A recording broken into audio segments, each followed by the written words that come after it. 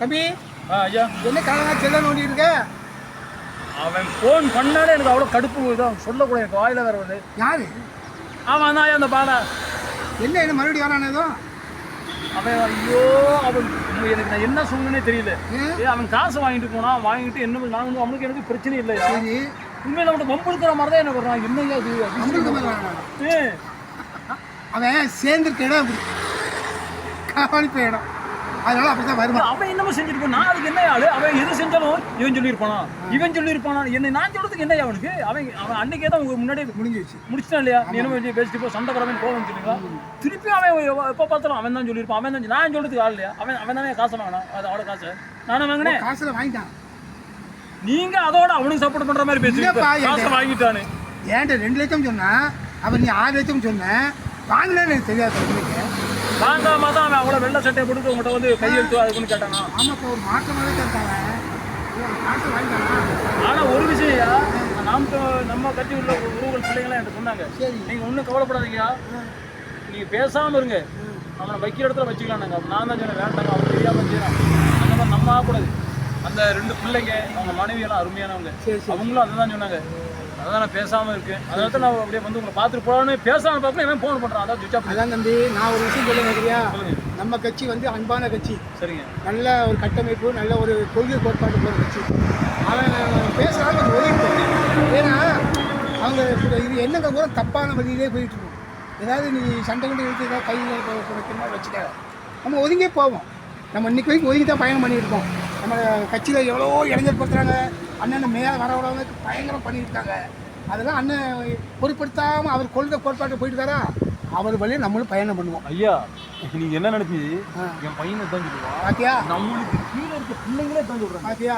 சின்ன பிள்ளைங்க நம்ம கட்சியில பேசுறாங்க பாத்தீங்களா? அதுதான் எனக்கு சந்தோஷம். அதை வச்சு தான் நம்ம பயணம் பண்ணுவோம். நான் அதனாலதான் கட்சியில இருக்கிறது, வேற எதுவுமே இல்லை. பெரியவங்களை நம்புறதே கிடையாது. நான் எல்லாத்தையும் சொல்ல விரும்புறேன், அதுவும் கோச்சுக்காதீங்க. எல்லாமே அதை பற்றி நான் வந்து ஒரு கடவுள் கொள்கை, அடுத்து வந்து சீமான் கொள்கை, அதில் போயிட்டு இருக்கேன். நான் பார்த்து இல்லைங்க, இந்த களத்துல நின்று போராடுற பிள்ளைங்களை ஒதுக்கி வைக்கிறதும், அந்த பிள்ளைங்க சாதாரண விஷயத்துக்கு பயன்படுத்துறதும், அது என்ன தெரியுங்களா? ஒரு ஐயா ஒருத்தர் சொன்னார் எங்க நம்மகிட்ட, அவர் பேர் என்னன்னா, அவர் பேர் தேவராஜன் நினைக்கிறேன். இந்த இனத்துக்கு விழுந்த சாபம் ஏன்னா என்ன இப்படி சொல்லுங்க அப்படின்னு.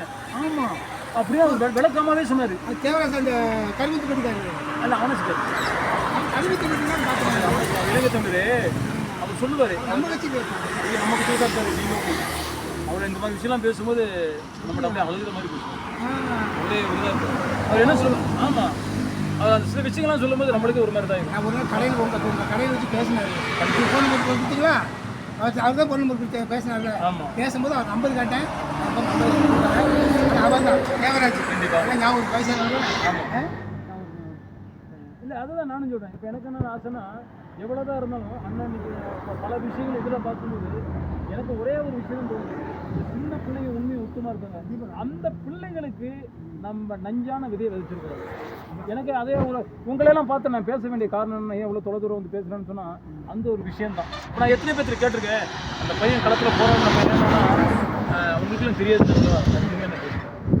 அப்போ அதெல்லாம் பார்க்கும்போது தான் இவன் இருக்கான்ல, இவன் இந்த காசு வாங்கின பையன், இவன் நம்ம அவங்களையும் இப்படி பார்க்கும்போது அதுதான் அந்த ஒரு சங்கடத்துக்கு கட்சியிலே நிறைய பேர் இருக்காங்க. நம்ம கட்சியில் நல்ல உழைக்கிற பசங்க, நல்ல வாலி பசங்க நல்லா உழைக்கிறாங்க, நல்லா செயல்படுறாங்க.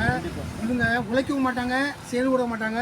அந்த உழைக்கிற பசங்க செயல்பட விடாமல் அவனை மனசை விடப்படுற மாதிரி நிறைய பண்ணுறாங்க. நான் பார்த்துருக்கேன். எது கலங்காத, நம்மளுடைய வழி கடவுள் வழி, அடுத்து செந்தமிழ் சீமான். நாம் தமிழ் கட்சியில் நிறைய பேர் இருக்காங்க. அது வந்து கட்சியை புறமாக பேசிக்கிட்டு நல்லா உழைக்கிற பசங்க வந்து ஒரு மேடையில் போகாத தடங்கள் பண்ணுறது நிறையா இருக்காங்க. அதெல்லாம் பயப்படாதீங்க. என்றைக்குமே நியாய நேர்மான வழியில் பயணம் பண்ணுங்க. எந்த இடையில இருந்தாலும் எனக்கு சொல்லி நான் பார்த்துக்கிறேன். ரொம்ப சந்தோஷமா உங்களை சந்திச்சு எவ்வளோ சந்தோஷம். நன்றி உறவுகளே.